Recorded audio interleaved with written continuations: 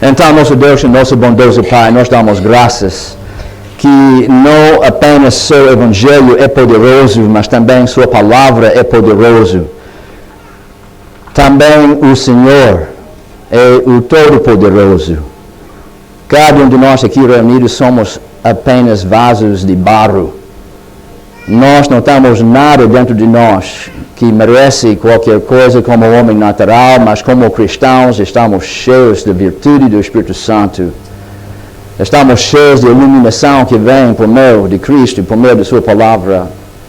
E agora eu rogo que o Senhor possa ungir meus lábios, que o Senhor possa ungir os ouvidos das pessoas que estão a ouvir, de modo que nós possamos encher nossos corações com a verdade que vem de sua palavra.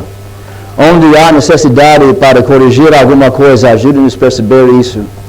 Dá-nos coragem, dá-nos desejo, dá-nos motivação para aperfeiçoar o que nós estamos a entender, o que nós estamos a ensinar nas nossas igrejas sobre esses temas tão preciosos.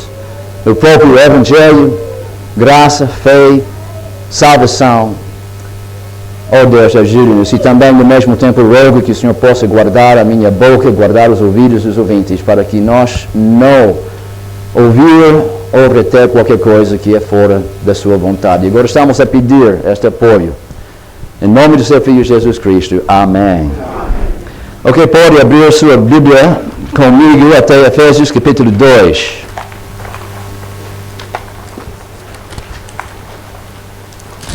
E enquanto estamos a buscar este trecho, eu queria dizer que o tema de minha palestra hoje é um termo, uma só palavra, que é provavelmente a palavra mais doce imaginável na vida de qualquer cristão fora do nome do nosso Salvador Jesus Cristo. Este assunto tem sido declarado maravilhoso, admirável e formidável pelos poetas que Deus suscitou para escrever alguns dos hinos mais duradouros na história da igreja. Este atributo de Deus é tão precioso que Efésios 2, versículo 7 indica que um dos motivos mais importantes que levou Deus a criar a raça humana foi para mostrar a abundância deste atributo dele a todas as criaturas celestiais, por meio da sua grande benevolência para com pecadores que merecem apenas condenação, para com sua igreja. Quando os anjos revoltaram contra Deus, não havia uma segunda chance. Todos que desobedeceram foram condenados de vez, sem a possibilidade de nunca voltar mais para seu estado antigo tão abençoado.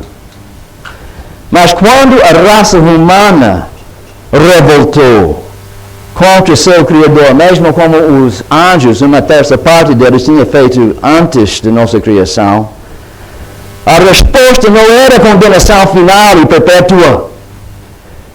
Enquanto os anjos maravilharam, sem compreender o que Deus fazia, salvando os pecadores mais miseráveis neste universo, sem eles nunca fazer qualquer coisa da sua própria parte para merecer isto.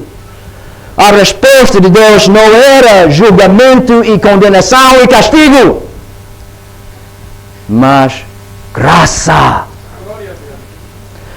Graça maravilhosa. E é isto que nós vamos contemplar nas minhas próximas duas palestras. Eu acho que por qualquer pecador, graça, pelo menos qualquer pecador salvo. Eu estou a esperar que esta está a incluir cada um de nós que estamos aqui dentro desta tenda.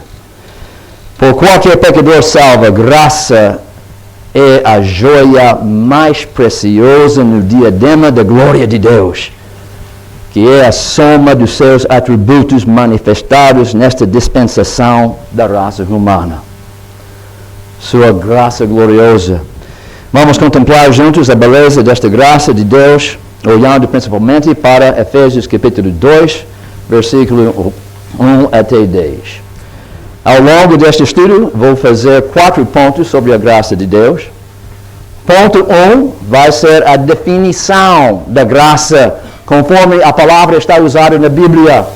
E vamos ver 5 coisas, 5 partes desta definição. Primeira, graça é favor de Deus. Favor imerecido, dado gratuitamente a um pecador que realmente merece apenas alguma coisa inteiramente contrário. 5 partes. Ponto 2. A graça de salvação é um pacote de bênçãos. Não é só uma coisa. Quem está a receber a graça de Deus está a receber um pacote completa de bênçãos maravilhosas. E ponto 3. Estas bênçãos da graça de salvação sempre vêm todos em conjunto. Ninguém está a receber só uma parte disso. Quando você queria receber um carro, você não vai aproveitar nada se só está a receber os pneus. E depois seu amigo, seu vizinho está a receber aquele motor. E aquela pessoa, outra está a receber talvez a chassi. Para o carro servir, tem que receber todo o carro. Todos os pedaços operando em conjunto, ou você não vai andar em qualquer direção. Igualmente, a graça de Deus é um pacote inteiro das bênçãos e cada um é imprescindível na vida de suas ovelhas, e Deus está a organizar todos estes para cada pessoa que recebe a graça de Deus. E o ponto 4, um ponto muito sério que vamos tratar amanhã de manhã.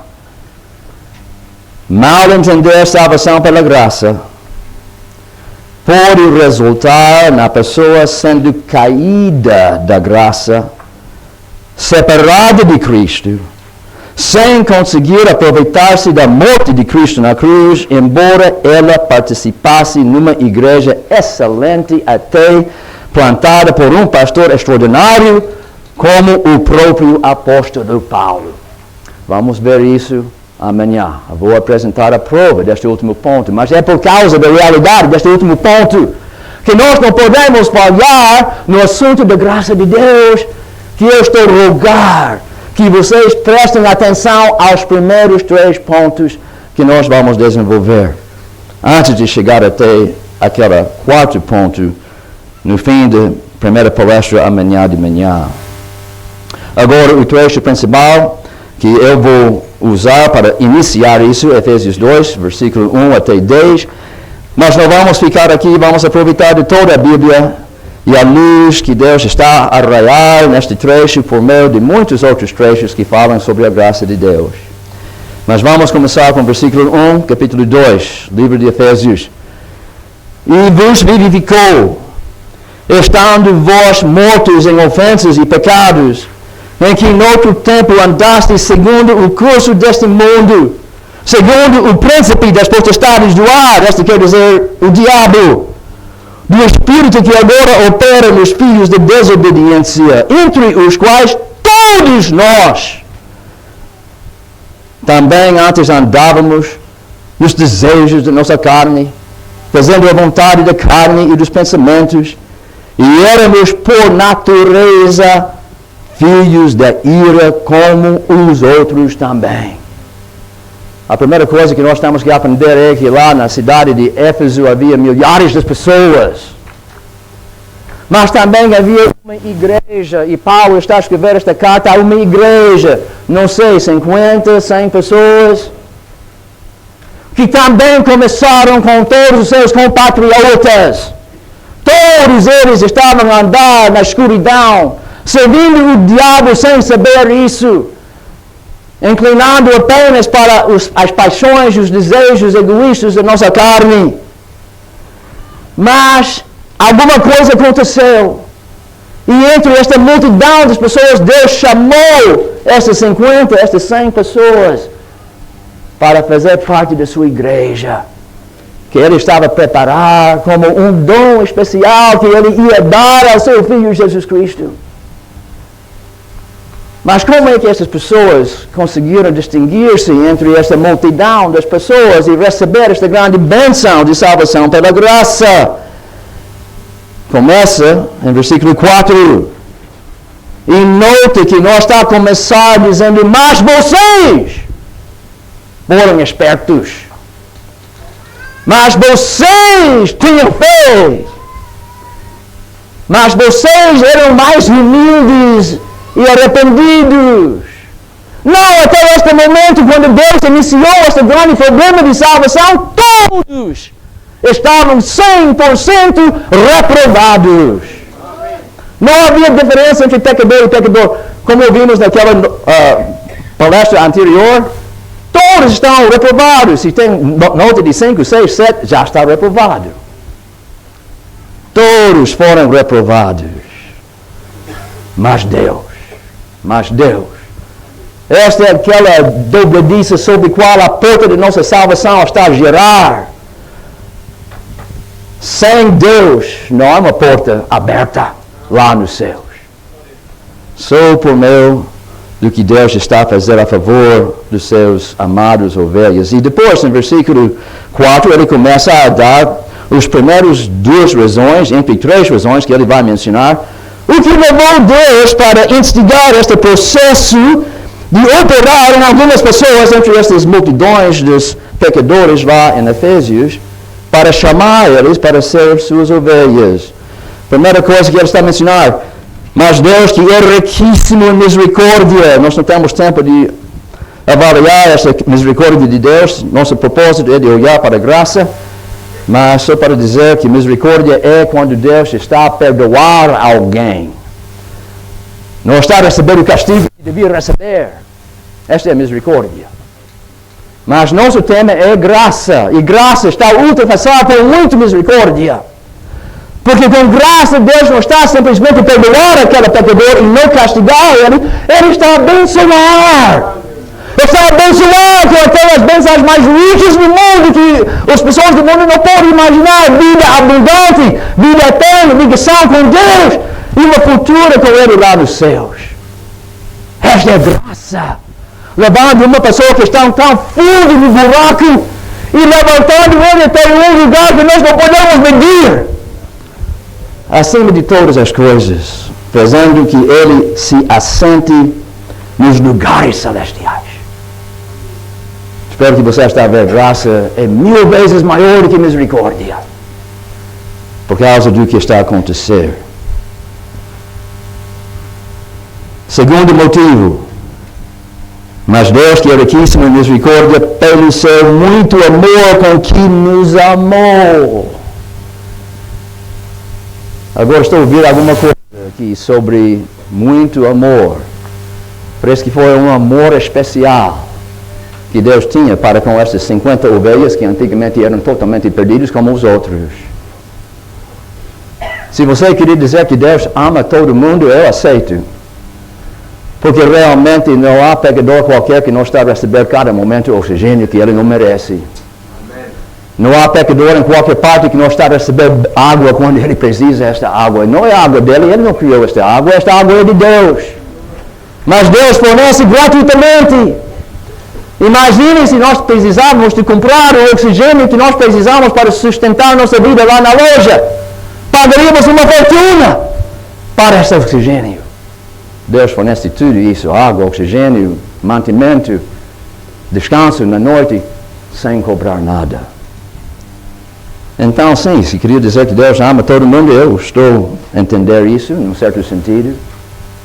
Mas se você está a dizer que Deus ama todo mundo da mesma forma, eu nego isso fortemente.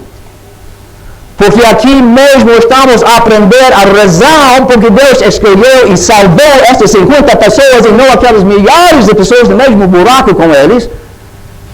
Foi por causa de muito amor, o amor especial que Ele tinha para com suas ovelhas até antes de eles salvados. Então foi por causa deste amor especial, este muito amor que Ele tinha para essas pessoas que estão a receber esta carta. Diferente do que o amor que ele tem para todos os outros efésios, fora da igreja. E quando é que Deus arrancou este trabalho para salvar essas pessoas? Ele estava a esperar para essas pessoas começar a fazer certas coisas para mostrar que realmente eu sou digno de receber este dom de salvação. Não, ele fala sobre o nosso estado em versículo 5. Quando Deus começa este trabalho, nós estávamos ainda mortos em nossas ofensas. Agora, você pode chegar no cemitério e você pode começar a pregar. Levanta-se! Respire! Saia fora! Trabalha! Faça isso, faça aquilo. Está a desperdiçar sua voz e seus fôlegos. Ninguém vai responder. Por quê? Porque são mortos. Da mesma maneira, a palavra que Deus está a usar para descrever nossa situação espiritual. Quando Deus começa a trabalhar conosco, nós também éramos, ele disse, ainda mortos em nossas ofensas. Mas neste estado de mortalidade, o ser morto, está dizendo, nos vivificou. Juntamente com Cristo. Também era uma vez quando Deus ressuscitou Jesus Cristo. Seu corpo estava no sepulcro 3 dias.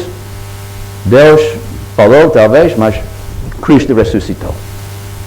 O mesmo poder que Deus usou para ressuscitar seu Filho é o poder que Ele está a usar para vivificar, para despertar, para abrir os olhos, para abrir os ouvidos da pessoa surda, os olhos da pessoa cega. De modo que agora ele pode ouvir o Evangelho, pode perceber a grandeza da oportunidade diante dele de seguir Jesus Cristo e pode escolher Jesus em vez de escolher o pecado. Deus vivificou essas pessoas. Talvez Paulo estava lá, estou certo que ele pregava diante das multidões. Mas nem todos eram vivificados por Deus. Como é que descobrimos quem foi vivificado por Deus? Porque ele levantou-se. Quando ouviu a voz do pregador, quando ouviu o Evangelho, ele respondeu de uma forma certa. Como é que sabemos os que não foram vivificados permaneceram mortos? Porque você não pode salvar você, também você não pode salvar seu amigo. A única pessoa que pode vivificar você é seu Criador, Deus. Ele tem nossa vida física, dependemos 100% dele para isso, e ele também igualmente tem nossa vida espiritual. Dependemos 100% em Deus. Para nos vivificar, e não só no momento quando somos salvos, mas cada dia. Dependemos dele porque nossa vida, seja física ou espiritual, sempre depende dele. Deus nos vivificou juntamente com Cristo pela graça, sois salvos. Primeira vez que estamos... Estou certo que Paulo queria esperar até o versículo 10, talvez, ou o versículo 8, mas não podia esperar. Tinha que receber isso pela graça. Pela graça, tudo isso está... Estou falando sobre graça. Então está inserido este no meio da sua palavra, sua frase. Para mostrar, terceira razão, vamos continuar com o versículo 6. E nos ressuscitou juntamente com Ele, com Jesus Cristo. Outra vez falando sobre o poder operando para nos vivificar. E nos fez assentar nos lugares celestiais em Cristo Jesus.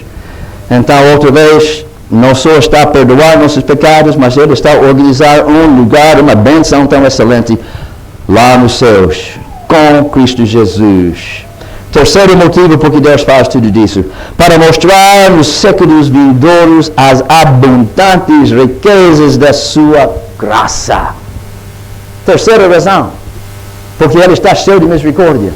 Porque Ele tem um amor especial para com essas ovelhas perdidas que precisavam de um milagre, ou eles iam entrar no inferno sem qualquer possibilidade contrária. Mas terceira razão, porque Ele queria mostrar para toda a eternidade futuro a grandeza de sua graça. Não sei se Deus vai criar outros seres depois de acabar com este mundo físico.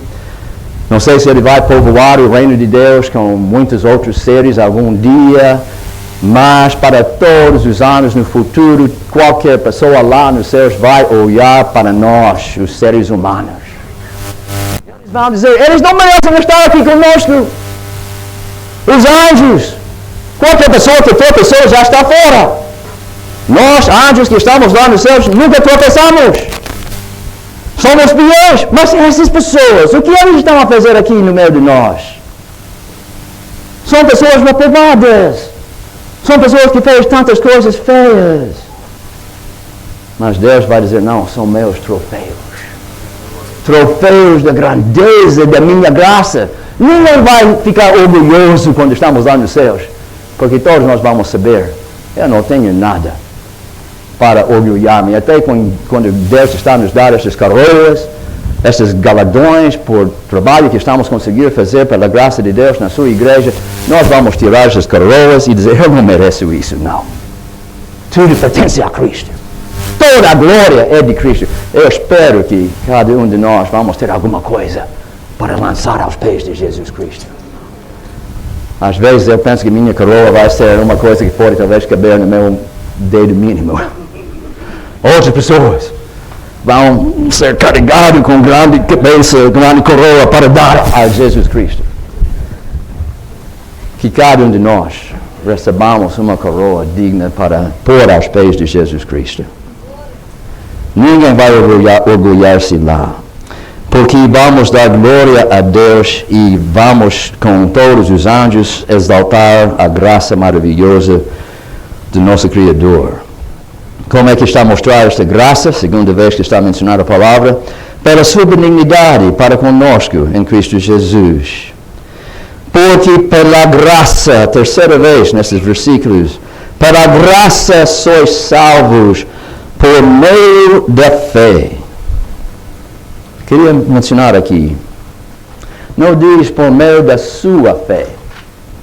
Não diz isso. Ele só diz por meio da fé.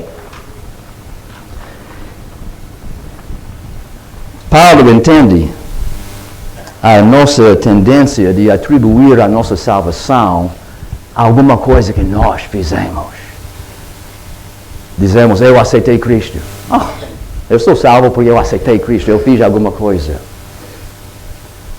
É um instinto muito fundo no coração do ser humano de pensar que ele está a causa de tudo, todas as bênçãos que ele tem, incluindo nossa salvação. Então, nossa tendência é dizer, eu fui salvo por meio da minha fé. Mas para Paulo, ele não queria ninguém dizer isso, e por causa disso ele logo dizia, isto não vem de nós. É dom de Deus. Então, nossa salvação, esta graça, até esta fé, tudo é um dom de Deus. Estamos a aprender uma coisa sobre graça. Graça é alguma coisa dada gratuitamente. Quando eu chego na loja e voltar depois de pagar talvez 6.000 meticais para comida, chegar em casa com esta comida, estou a apresentar este saco à minha esposa, eu não digo, olha o que a loja me deu como presente hoje. Não é presente, não é dom, eu paguei 6.000. E quando nós recebemos nosso vencimento no fim de cada mês, nós não chegamos à nossa esposa com o nosso vencimento e dizer, olha o que meu empregador deu-me hoje como dom. Não é dom, nós merecemos isso, trabalhamos para isso. Mas nossa fé, nossa salvação, até a graça que Deus está a nos dar, tudo isso é dom de Deus e não vem de vós. Agora, se você queria dizer que sua fé, que você tem dentro de si, é uma coisa que você suscitou por si mesmo, uma virtude que pertence a você, eu queria convidar você a chegar lá no cemitério mais uma vez. Eu queria para você dizer, levante-se! Até os cadáveres que só foram recentemente enterrados 2-3 dias atrás. Qualquer pessoa vai responder? Ninguém. Mas vamos olhar para Efésios capítulo 1, versículo 19. Neste trecho, Paulo está a dizer que eu estou a dar graças para vocês, estou a orar para vocês, pedindo que Deus abra os olhos do seu entendimento para que vocês saibam, versículo 19, qual a excelente grandeza do seu poder sobre nós. Os que cremos segundo a operação da força do seu poder que manifestou em Cristo ressuscitado dos mortos. Queria dizer, para Deus suscitar fé nessas pessoas totalmente perdidos, escravos de Satanás, exige exercício de poder igual com o poder que ele tem que usar para ressuscitar um corpo morto por 3 dias. Então, quando você consegue mostrar-me que você tem este poder para ressuscitar um morto que já está morto 3 dias, eu vou acreditar que sua fé você também conseguiu por seu próprio poder. Nós não entendemos quão baixo nós estamos quando Deus está a começar sua obra de nos salvar. Nós não imaginamos a grandeza do poder, como Paulo estava a dizer. Eu queria muito para vocês entenderem a grandeza do poder que Deus exerceu com vocês quando Ele salvou vocês pela graça. E é isso que eu também quero fazer. E se eu tenho tempo, hoje ainda vamos falar sobre tudo que Deus tinha que fazer, que é mais do que nós podemos imaginar para salvar um só pecador. Vamos ver isso nas nossas palestras, porque nunca vamos apreciar a grandeza da graça maravilhosa de Deus, até que estamos a ver a profundeza da nossa condenação. Sem braços, sem pernas, sem nada para conseguir sair daquele buraco. Porque pela graça sois salvos por meio da fé, e isto não vem de vós, é dom de Deus, não vem das obras, para que ninguém se glorie. Então eu queria dizer uma outra palavra aqui. O Evangelho bíblico, o Evangelho verdadeiro, não deixa nenhum lugar para um convertido gloriar-se sobre os outros que estão perdidos. Eu sou salvo porque eu tinha fé e você não tinha. Eu sou salvo porque eu fui esperto. Eu vi o Evangelho e eu respondi da forma correta. Eu sou salvo porque eu sabia arrepender. Eu tinha um coração sensível, você não. Vamos descobrir que todos nós estávamos igualmente perdidos. E quando alguém está salvo, é apenas porque o poder de Deus trabalhou comigo por sua própria escolha soberana. Não vem das obras para que ninguém se glorie. Se seu evangelho deixa seus crentes, suas ovelhas gloriar-se em qualquer coisa, não é o evangelho bíblico. Não é o evangelho de Paulo, porque ele está a dizer bem claro, para que ninguém se glorie. Continuando, porque somos feitura nossa. Somos feitura do nosso pastor. Somos feitura de nossa denominação. Não, porque somos feitura sua. É Deus que faz tudo. Voltando para trás por um momento, começando em versículo 3, os passos de nossa salvação. Primeiro, versículo 4, Deus nos amou. Versículo 5, Deus nos vivificou. Versículo 6, Deus nos ressuscitou. Versículo 6, Deus nos fez assentar nos lugares celestiais. E eu posso dizer, versículo 8, Deus nos deu esta fé. Porque estamos a invocar Efésios 1, versículo 19. O que nós estamos a fazer? Só receber. Só receber a graça de Deus derramada sobre nós. Nós não estamos a fazer nada que nós podemos apontar para nós mesmos. Porque somos feitura dele, de Deus. Criados em Cristo Jesus. Deus faz tudo, mas Ele faz tudo por meio de Cristo Jesus. Cristo Jesus tinha que morrer na cruz para a sua justificação. Cristo Jesus tem que viver no seu corpo por meio do Espírito Santo para você ser santificado, porque Jesus disse, sem eu nada podeis fazer, não pode dar nenhum fruto espiritual.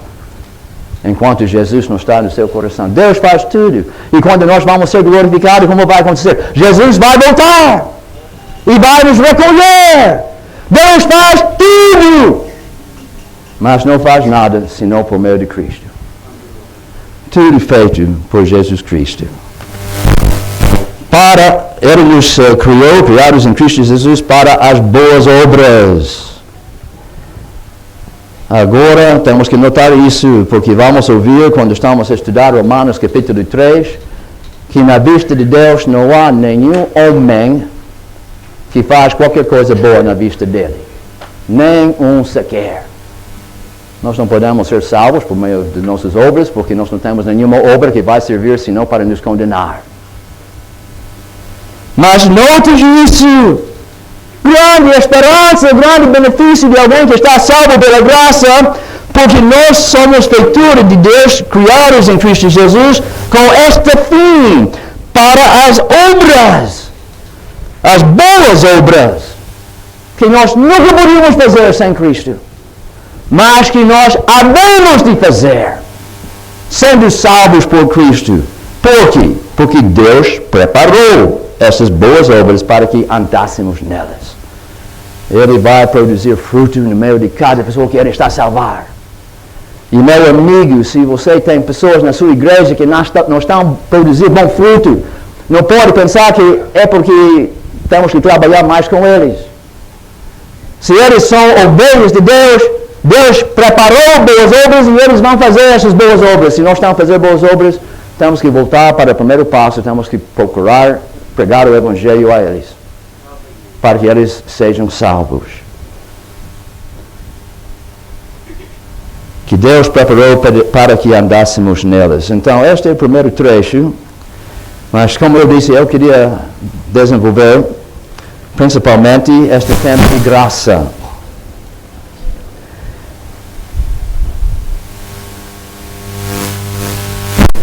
E vamos começar com a definição da graça.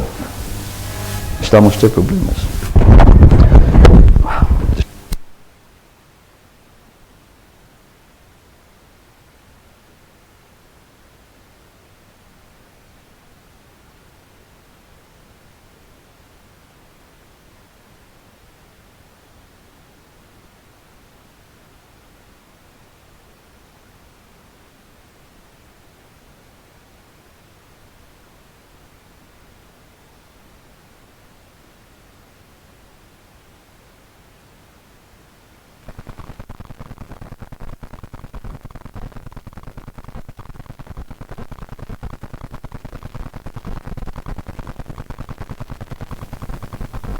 A Bíblia está mencionando a palavra graça 225 vezes.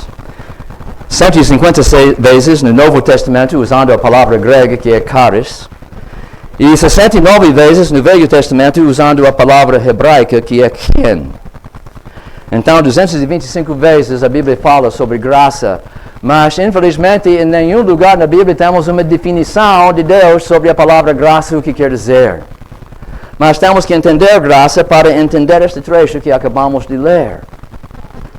Às vezes eu penso que seria coisa formidável se Deus tivesse nos dado um dicionário inspirado por Ele no fundo da nossa Bíblia, onde nós pudéssemos procurar a definição das palavras que Ele usa. Mas realmente não é preciso. Este é para nós quando somos preguiçosos. Porque Ele nos deu 225 contextos. E se você queria entender o que a Bíblia quer dizer quando Deus diz graça ou fé, só tem que olhar todos esses contextos. Onde fala sobre fé, sobre graça, e você vai descobrir por meio dos contextos o que é a definição bíblica desta palavra. Então é isso que vamos fazer. Mas primeiro podemos correr para nossos dicionários seculares e descobrir que, segundo meu dicionário português, a palavra graça quer dizer favor ou benevolência. Essa é bom. Mas é tão pequeno. O favor que eu posso mostrar, aquela benevolência que eu posso dar para você ou você para mim, é tão pequenino. Não pode comparar com a graça da Bíblia. Porque a graça da Bíblia não é a favor de qualquer pessoa, é o favor e a benevolência de Deus. Então, graça é o favor de Deus. E como já vimos em versículo 8, graça, fé, salvação, tudo é dom de Deus. É uma coisa dada gratuitamente. Então podemos dizer que graça é o favor de Deus derramado gratuitamente sobre alguém. Mas consultando os teólogos, eles estão nos ajudar ainda mais, dizendo que graça é o favor imerecido de Deus, dado gratuitamente a alguém. Por que eles dizem imerecido? Porque eles leram Efésios 2, 1 até 3. Está a ver que aqui, nesses 3 versículos, não há nada de mérito mencionado. Quando Deus começou a exercer sua graça, essas pessoas não tinham nenhum dinheiro, nenhum qualquer coisa para negociar com Deus. Então é favor imerecido. Mas existe ainda outro ponto importante para entender perfeitamente as coisas sobre a graça de Deus. E para saber isso, vamos ver o contexto de um só trecho no Velho Testamento, onde a palavra chen está sendo usada, mas não exatamente a palavra chen. Chen quer dizer graça ou favor, mas existe uma outra palavra muito ligada com chen, do mesmo raiz, que está chamada kenam. E para nós, podemos traduzir isso com a frase pela graça. Kenam, pela graça. Ken, graça. E olhando para Job, pode virar até o trecho de Job. Temos uma história que realmente aconteceu com um homem que foi altamente justo, até Deus disse que não há outro homem como ele na terra inteira. Este Job, eu posso dizer, ele tinha a justiça perfeita de Deus na sua conta. Como é que ele conseguiu esta justiça perfeita de Deus? Na mesma maneira que nós estamos a receber isso, por meio de crer na revelação de Deus. Agora, Job não tinha conhecimento sobre Jesus Cristo, mas pelo menos ele sabia, por causa da informação que Deus deu desde o tempo de Adão e Eva, que eu não posso aproximar Deus sem trazer um animal que tem que ser sacrificado e derramar seu sangue para fazer a expiação dos meus pecados. Então, cada vez que ele fez isso, ele estava a confiar na palavra de Deus que foi dado aos antigos, que representava realmente a mesma maneira que nós recebemos a justiça de Deus, por meio de confiar em Jesus Cristo. Então, ele foi um homem sem culpa realmente. Um homem com a justiça de Cristo na sua conta. Então, porque a Bíblia diz bem claro, no primeiro capítulo, ele estava a oferecer sacrifícios não apenas para ele, mas também para seus filhos. Mas, além de ser com a justiça imputada a ele, como Abraão também tinha por meio de fé na revelação de Deus, ele foi um homem muito devotado a Deus. De modo que Deus podia dizer, não há outro homem como ele na terra. Este homem excelente merecia boas coisas na parte de Deus, talvez, se qualquer pessoa podia, por meio de Jesus Cristo, a justiça dele. Mas por causa de inveja, Satanás chegou a Deus dizendo que este homem tão digno e tudo, ele realmente não ama você. Ele só ama a prosperidade e a saúde que você está a dar a ele. Deixe-me tocar ele, deixe-me estragar sua prosperidade, deixe-me acabar com todas essas bênçãos, todo o seu consolação, seu conforto, deixe-me tocar seu próprio corpo. E você vai ver que ele vai acabar de amar você, porque não está a buscar você, só está a buscar prosperidade e saúde. Deus conhecia a realidade sobre Job, e ele disse, está nas suas mãos.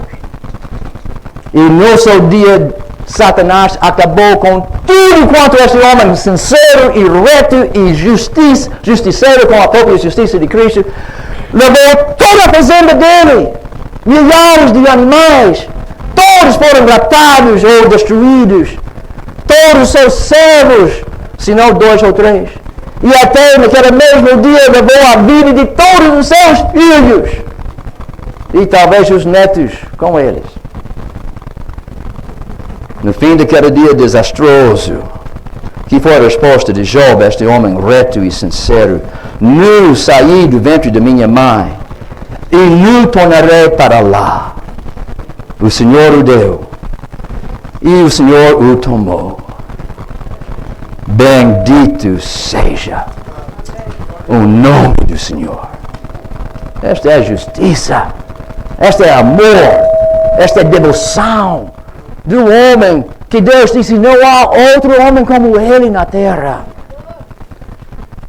Mais tarde, Satanás tinha que voltar para aparecer diante de Deus e prestar contas.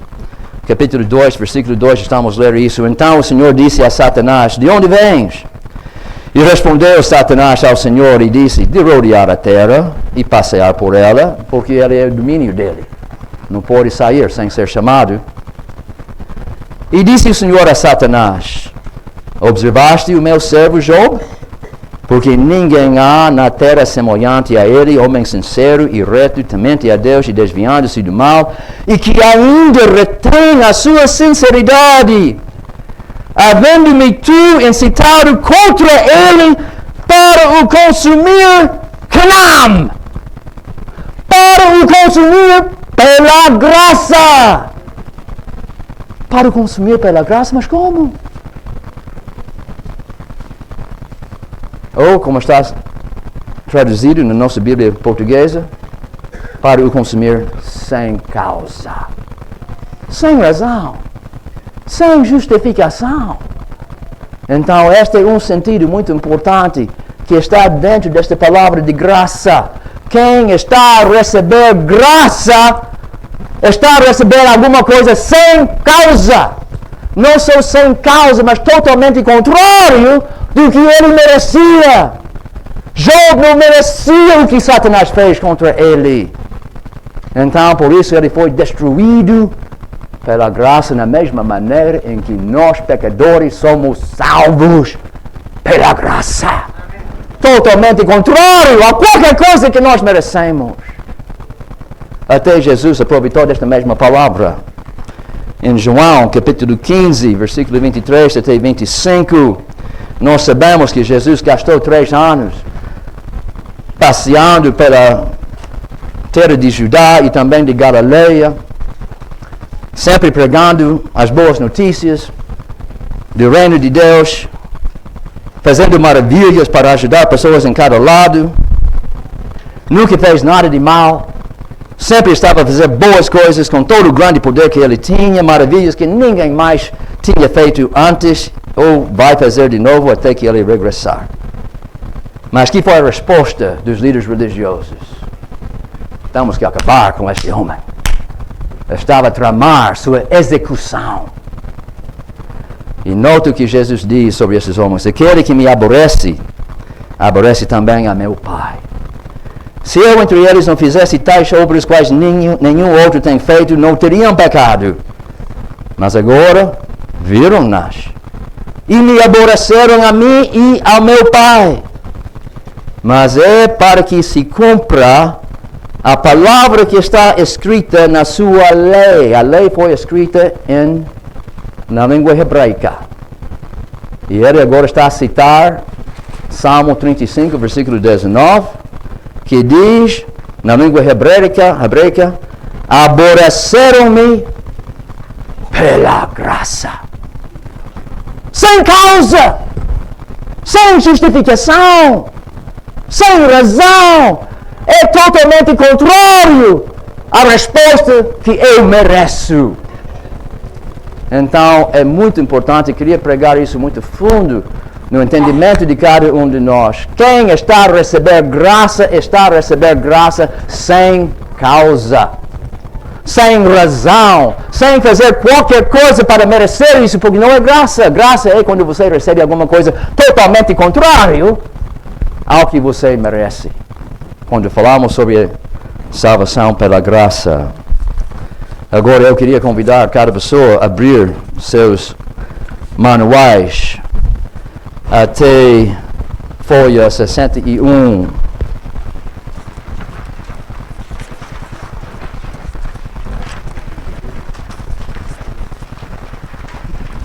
Eu espero que esta pergunta vai tornar-se claro para cada um de nós agora. Inquérito sobre graça. Qual destas frases ilustra mais certamente o sentido de salvação pela graça? Ponto A. Pela graça, Deus salva os pecadores que conseguem pelo menos frequentar a igreja. Não, esta não pode ser pela graça.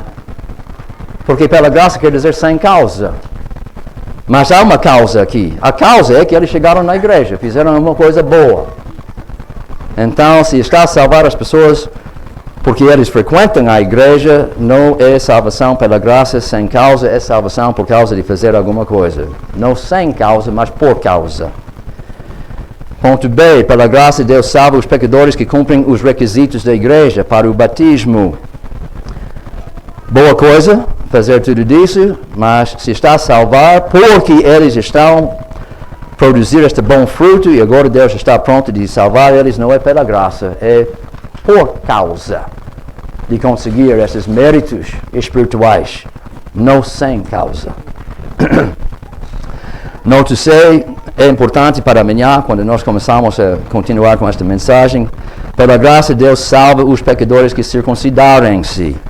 Algumas pessoas pensavam que esta foi necessário, não pode ser salvo sem circuncidar-se. Mas acaba de ser pela graça. Se você está a circuncidar-se para conseguir ser salvo, você não pode ser salvo pela graça. Eu vou provar isso amanhã. Se você não sabe isso até agora, você vai aprender isso amanhã. E é uma lição muito forte que nós temos que aprender, se nós não sabemos isso. Se falhamos com esta pergunta, temos que melhorar nosso entendimento de salvação pela graça. Agora, nós não temos tempo para rever todas essas coisas, vamos chegar até ponto H. Pela graça, Deus salva os pecadores que andam segundo o curso deste mundo, satisfazendo os desejos da carne, servindo o diabo. Há qualquer coisa boa aqui? Esta pessoa merece condenação, não é? Mas ele está salvo pela graça, sem causa, contrariamente a tudo quanto ele merece.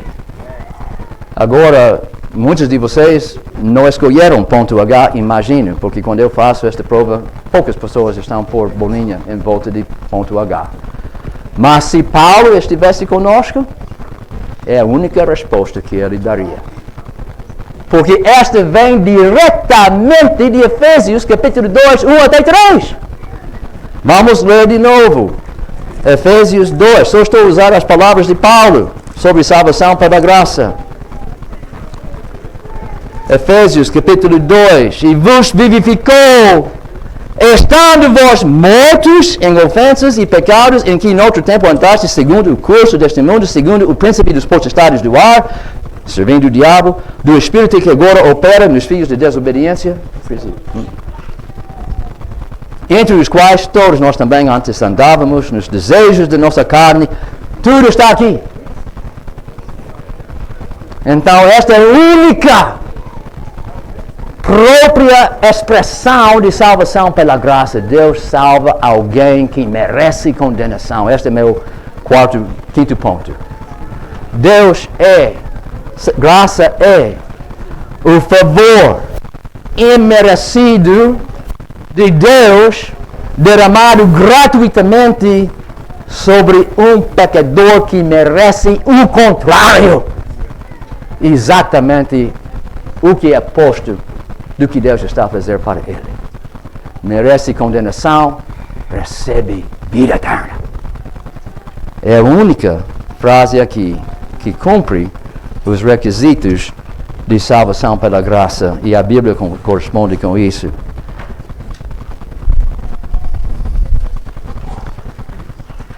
Algumas pessoas podem pensar, não pode ser frase H. Para ser salvo pela graça, uma pessoa tem que pelo menos fazer uma mínima coisa para merecer esta salvação. ou pelo menos para distinguir-se de todos os outros pecadores não salvos, ou para desencadear as bênçãos de Deus derramadas sobre um crente. Tem que arrepender-se dos seus próprios recursos humanos, quer dizer, por si mesmo. Tem que mostrar arrependimento que vem dele próprio. A Bíblia nega. Vou mostrar isso na próxima secção, mas o tempo está a fugir. Tem que tornar-se humilde por uma obra que ele faz dentro de si mesmo, por si mesmo. Tem que ter fé, suscitando isto por sua própria virtude. Tem que pelo menos pedir ser salvo antes de Deus começar a derramar a graça de salvação sobre um pecador e não ao colega dele. Mas, meus irmãos, não é assim como a Bíblia vê as coisas. Voltamos agora para Efésios 2, 1 até 10, e você informa-me. Onde fica o mérito?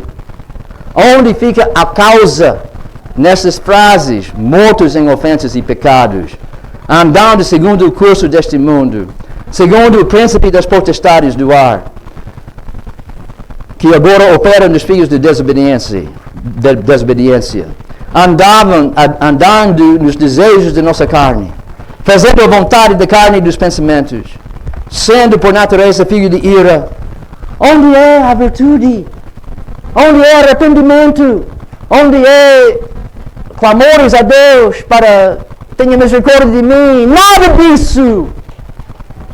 Isso é o resultado da graça salvadora de Deus, que eu vou mostrar na próxima palestra, porque esta já está a chegar ao fim. Mesmo como os líderes religiosos aborreceram Cristo pela graça sem justificação, agindo totalmente contrário de qualquer coisa que Jesus merecia, quando Deus salva um pecador pela graça, ele faz algo completamente contrário ao que o pecador merece. É isso que dizemos quando dizemos pela graça sois salvos. Então, a primeira coisa que vimos sobre graça é que na Bíblia, já falamos sobre isso, graça é favor merecido de Deus, dado gratuitamente, sem razão, sem justificação, sem causa humana. Totalmente contrário a qualquer coisa que o pecador merece. Isto é importante, porque todos os cristãos concordam que Deus não está a salvar todas as pessoas neste mundo. Apenas alguns recebem a graça de salvação. A controvérsia é como é que Deus decide quem vai receber essa graça maravilhosa de salvação. A maioria dos crentes imaginam que Deus dá esta graça apenas aos pecadores que fazem algo bom, para induzir que Ele derrame esta graça de salvação sobre eles. E se você marcou qualquer coisa senão H, é como você está a pensar. Antes de eu receber graça, eu tenho que fazer algumas coisas boas. Eles confiarem no Evangelho, ou eles arrependeram-se dos seus pecados, ou eles mostraram um espírito humilde, ou eles não eram tão maus como os outros pecadores. Mas Paulo e a Bíblia não concordam com este raciocínio. Se Deus deu a graça de salvação apenas às pessoas que antes estavam a fazer algo bom para merecer ou alcançar esta graça, a salvação não seria mais pela graça, conforme a linguagem da Bíblia, sem causa, sem razão, sem justificação. Paulo e a Bíblia instam que não há distinção qualquer entre os que recebem esta graça de salvação e os outros pecadores que não a recebem. Senão, o muito amor especial que Deus tem para os que Ele salva, como diz em Efésios 2, 4 até 5, mas Deus, pelo seu muito amor com que nos amou, nos vivificou com Cristo. Pelo seu muito amor, esta é uma coisa.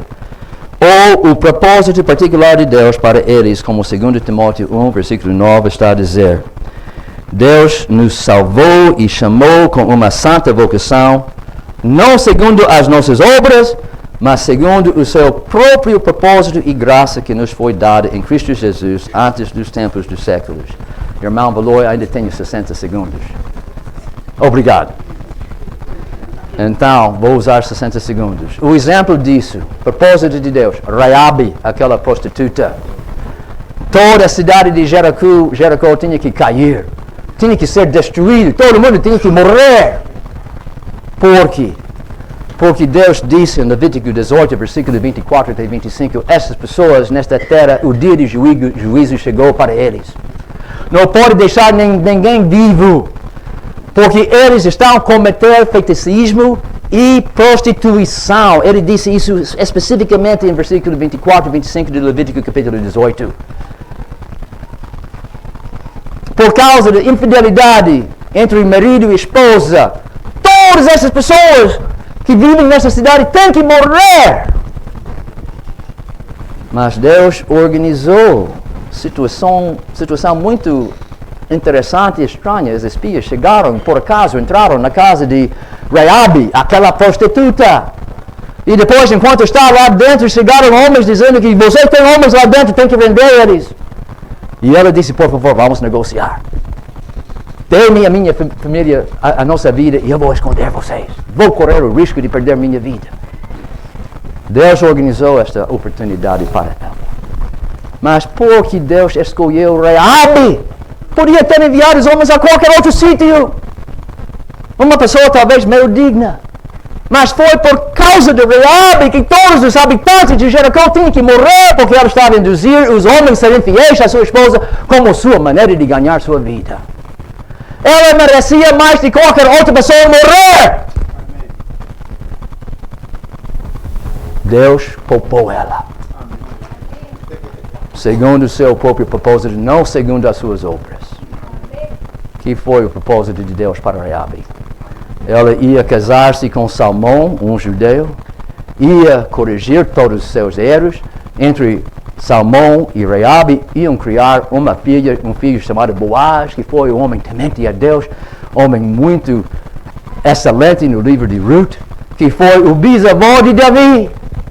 E não só Davi, mas também de Jesus Cristo. Ele não podia morrer, merecia morrer, mas não podia morrer porque Deus tinha um propósito para ela. E é a mesma coisa com cada um de nós. Qualquer pessoa que é salvo pela graça é porque Deus tem um propósito para ele. Boas obras que o próprio Deus preparou para que nós andássemos neles. Coisas que nós não podemos fazer em nosso próprio poder, como vamos ver quando estudamos fé, amanhã e quinta-feira.